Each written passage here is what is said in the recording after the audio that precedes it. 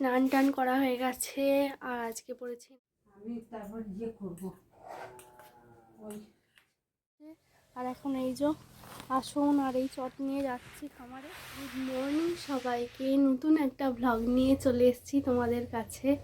আর সকালবেলা উঠে দেখো বিছানা তোলা কিচ্ছু হয়নি, কিচ্ছু বাগানো হয়নি। সকালে উঠে আমি বাইরে দিকে গিয়েছিলাম, একটা ফেরিওয়ালা এলো আর এই যে এই দুটো জিনিস নিয়েছি, একটা সবুজ কালার একটা টিয়া কালারে, দেখতে পাচ্ছ এগুলো কি বলো তো?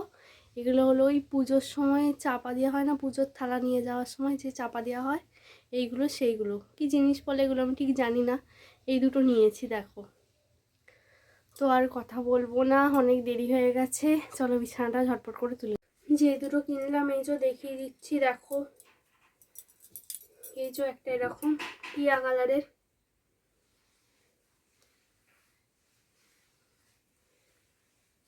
আর একটা এই যে সবুজ কালার, একটা লাল কালারের নিয়েছিলাম, লাল কালারেরটা না একটু খুঁত বেরিয়েছে, এখানটা খোলা দিকটা, ওই জন্য আবার ফেরত পাঠিয়ে আবার এই কালারটা নিয়ে এলাম।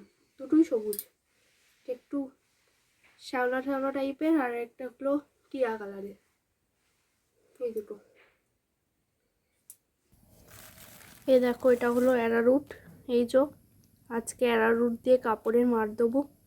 অ্যারারুটটা প্রথমে এই যে জলেতে ভিজিয়ে নিচ্ছি, আগে এটাতে কিছু দিয়েছি আর এখন কিছুটা দিলাম, দিয়ে এবারে ভালো করে এটা মিক্স করে নেব। এই দেখো ঠান্ডা জলে এটা মিক্স করতে হবে, এরকম টাইপের।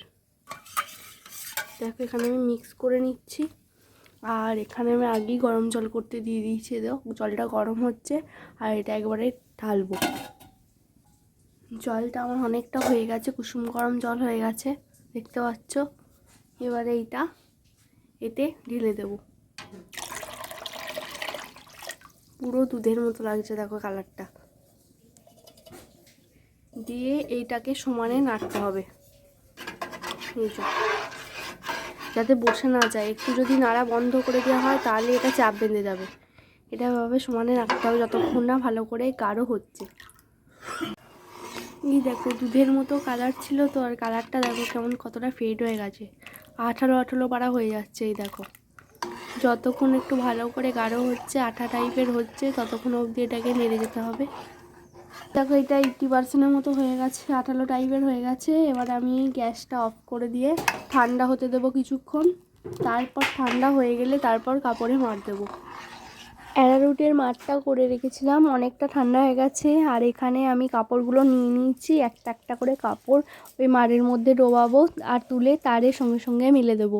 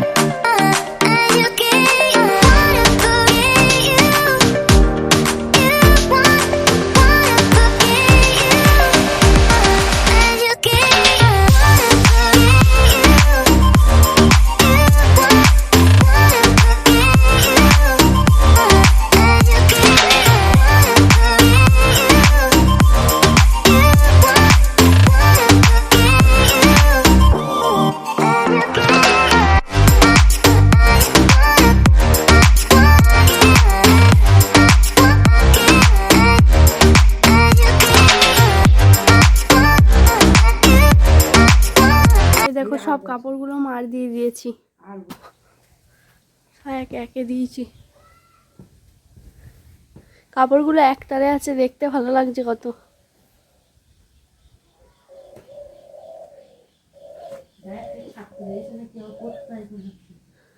এই দেখো অ্যারারুটের মার করে সব দেওয়া হয়ে গেল।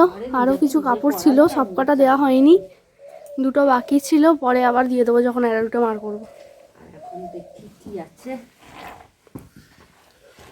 স্নান টান করা হয়ে গেছে, আর আজকে পরেছি নাইটি, কাপড়গুলো সব মার দিয়ে দিয়েছি ওই যে।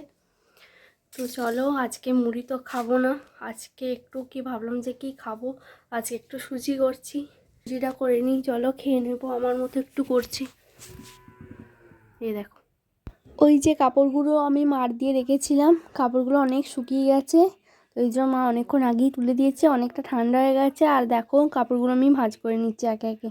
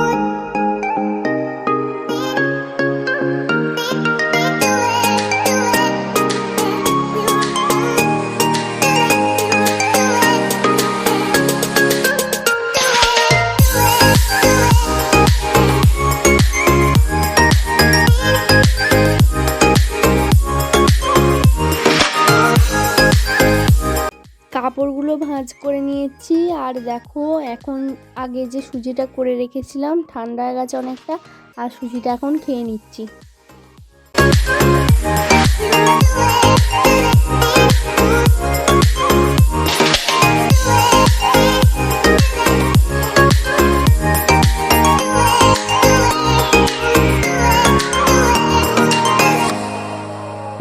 খাওয়া দাওয়া হয়ে গেছে, আর এখন এই যে আসুন আর এই চট নিয়ে যাচ্ছি খামারে, চাল মেলা হবে, মুড়ির চালগুলো শুকতে দেওয়া হবে, আর আমি যে পাহাড় দেবো।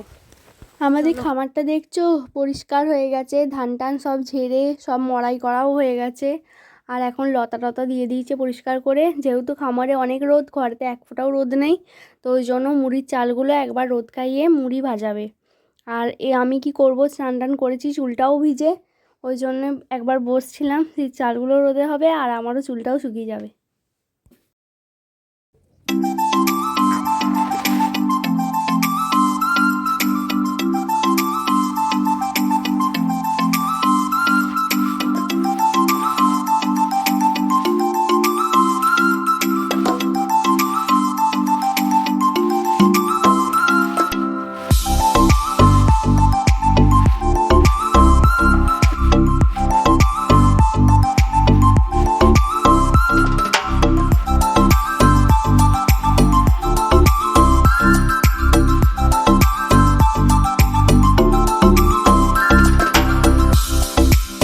চালটাকে যে ভালো করে মিলে দিয়েছি, আর এগুলো শুকানো চাল একবার রোদে দিয়ে 2 দিন রোদ খাইয়ে মুড়ি ভাজানো হবে। এই দেখো, এবারে আসুন টাসুন বুনবো, দেখি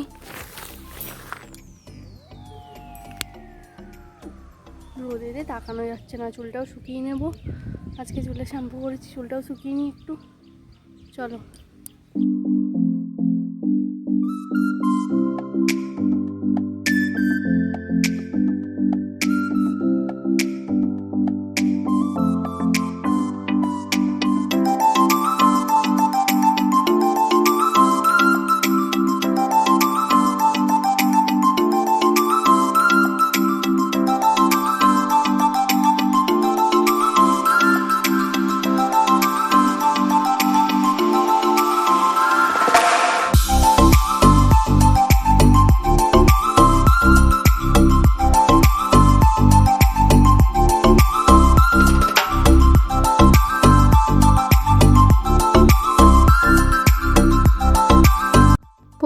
প্রথমবার এসে চালটাকে মেলে দিয়েছিলাম, আর মাঝখানে একবার গ্যাপ দিয়ে আবার একবার চালটাকে ভালো করে মেলে দিচ্ছি, এতে রোদটাও ভালো পাবে আর মুড়িটাও ভালো হবে।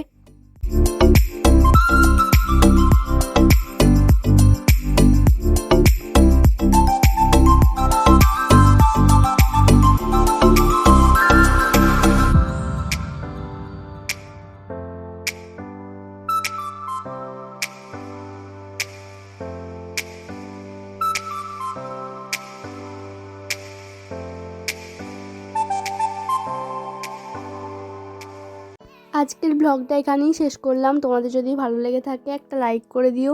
আমার চ্যানেলটিকে যারা সাবস্ক্রাইব করোনি সাবস্ক্রাইব করে দিও। ধন্যবাদ।